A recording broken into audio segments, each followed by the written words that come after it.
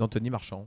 Complètement, un bateau qui a suivi aussi beaucoup d'évolution technique puisqu'il a été doté de nouveaux foils. Donc c'est un bateau qui est un véritable albatros, comme on dit, il vole. Malheureusement amputé de ses foils malheureusement, trop tôt. C'est vrai que le côté technique sur ces courses-là est un paramètre primordial. On le voit sur la gauche, il n'y a plus de foil, voilà, on le voit là, effectivement. Sur la coque effectivement de gauche, sur le flotteur plus de foil à gauche et sur tribord, sur la droite, on voit qu'il y a un foil qui est remonté à 100%. Qui est donc plus effectif. Alors forcément, en termes de performance, on a été un petit peu contraint à revoir ses ambitions du côté du team actuel Ultime 3.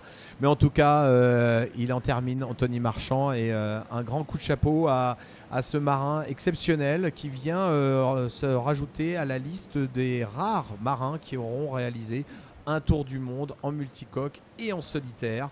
Bravo à lui, bravo à toute son équipe. On a vu sa compagne Anne Gourcuff qui est venue le rejoindre à bord avec le reste de l'équipe. Voilà, tout le monde est de nouveau réuni. On a entreaperçu tout à l'heure Yves Le Blévec qui, bien évidemment, bon team manager avec toute son équipe technique, a pris possession du bateau. Oui, Jacques. Il y a également Samuel Tual qui est à bord, je pense, avec Guillaume également, qui est donc le responsable communication du bateau. Voilà, toute l'équipe qui est venue rejoindre maintenant Anthony Marchand. Anthony Marchand qui, lui, avec le bateau, va rejoindre le quai Malbert ici, où il y a toujours le bateau vainqueur de cette première édition de l'Arkea Ultime Challenge, le Maxi Edmond Rothschild qui est resté à quai.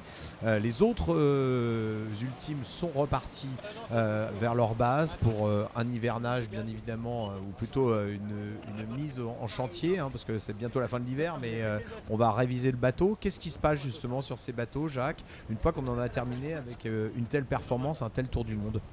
Ces bateaux ont été tellement éprouvés et tellement sollicités, c'est qu'effectivement il y a des blessures plus ou moins profondes suivant les bateaux, mais les bateaux rentrent forcément en chantier et sont suivis par leurs équipes techniques, auscultés, retapés sur toutes les parties fortes du bateau, les bras, les coques. Donc il y a un vrai bilan qui se refait après un tour du monde aussi important que ça et aussi sollicité sur les bateaux.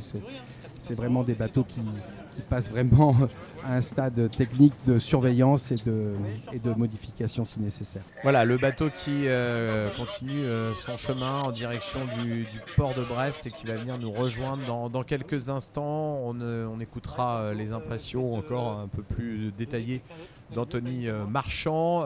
Un petit mot aussi sur ceux qui l'ont accompagné